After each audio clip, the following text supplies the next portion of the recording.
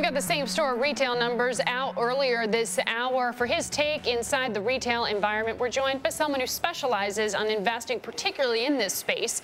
That's David Berman. He's hedge fund manager and founder of Durban Capital. Thanks for coming into the studios. Thanks, Margaret. In talking to you earlier, you're getting positive about retail right now? It's almost weird to say this, but it's almost like retail Nirvana right now.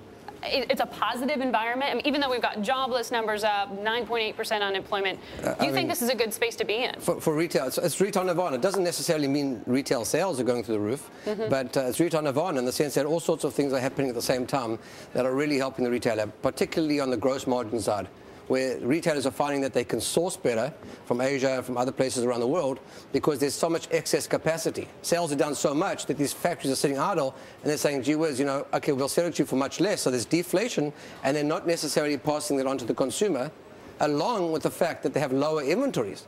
So that's even helping it more, and the gross margins, therefore, are just kind of exploding. What you're describing should add up to a deflationary environment. That's correct, it should. But you're saying that's not happening. Well, the numbers that we see from the government are not showing us a deflationary environment, and it's not happening entirely because companies, at least in the short term, even companies like Walmart and perhaps even Costco to a degree, are showing increases in gross margin, which basically tells us, because we have to kind of put our detective hat on, we're not really, they're not going to go and say, oh, guess what, we didn't pass it along to the consumer. They're never going to say that. It's not the right thing to say, but that must be what's happening. So they're buying better, and they're not really passing it along to the consumer. So you're not seeing the deflation yet. Over time, I believe you will, because with competition, of course, at some point we expect Walmart to become more price competitive, as you saw with toys just the other day. But so far, they had huge gross margin improvements. You've been talking about that, and you made some headlines when you were on this show talking about it last month in seeing that, saying that you aren't having that, the amount that the stores are saving themselves, meaning lesser prices for consumers. But that's what's creating an environment that makes you want to put money to work in retail right now? Exactly. I mean, particularly, it's actually going to be very bad for shoppers. For everyone out there, we should be shopping earlier this Christmas. Obviously, the conventional wisdom is let's wait until the very last minute, and then we're going to get the best deals, right? Because the retailer is going to have to sell it at a cheaper price. But I don't think that's going to happen this year, because the inventories are so low. You don't think the retailers are going to move on the prices? They're not going to have to, because the inventories are so low across the board. We track every retailer, and they just reported last month, and total sales were down 2% in the US, and total inventories were down 4%. That means that the inventories are really well controlled. It's not like last year when suddenly there was like a tsunami and there was like this big, Lehman Brothers and all that kind of stuff happened, and all of a sudden sales just fell off a cliff, and then suddenly you were stuck with inventory. You had to sell it at big markdowns, and that's why the consumer, it was a great time for the consumer. This year you don't have that. It's a bad time for the consumer because they're not going to get price That's absolutely right. Wow. Which is conventional. It's not conventional wisdom right now, but it's absolutely right.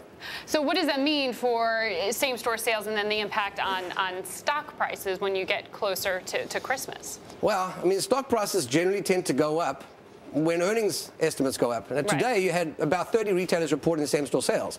And of those 30, about a third beat numbers, raised numbers. Now, this is, bear in mind, this is I think it's the first month, it's still the middle of the quarter.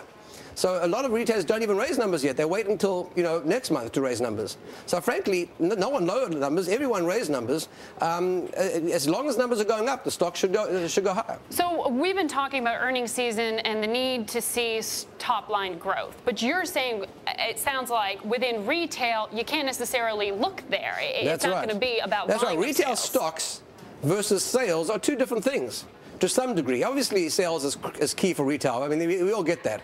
But they're two different things. The one's a stock, it's got earnings of a company, which is reliant on gross margin as well. And if there's huge excess capacity because of the weaker sales from the previous year, that's great for gross margins. At the same time, why I say it's almost Nirvana for retail is because you're up against the easy comparisons. So starting this month, in fact, you actually have same-store sales are positive for the first time since last year.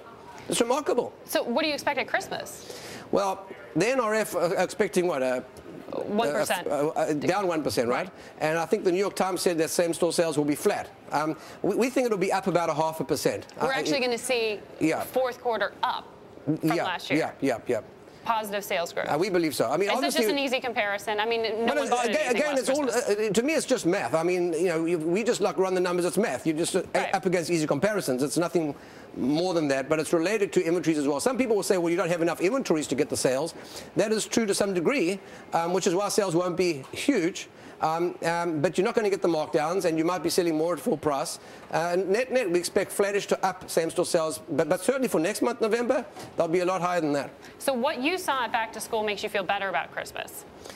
Well, not many retailers would tell you that they feel that way. Well, which is precisely why it's so good for the retail stocks, because all the retailers are so cautious on inventories that as a group, that it's actually really good for them. And if you speak to them now and you sort of, I mean, what else are they going to say? They're beating numbers handily. So how can they possibly say it's not going to be good? I mean, from an earnings point of view, I mean, this is remarkable. 88% of retailers reported, according to our work of summarizing all the retailers, 88% of all retailers at the end of Q2 compared to last year Q2 had better, I'm saying better balance sheets, more cash and less debt. 88%, and you've just gone through one of the worst recessions since the Great Depression. 88%, it's remarkable. More cash. All right. David Berman, feeling positive about the retail space. Absolutely. After these September same-store sales that we just saw.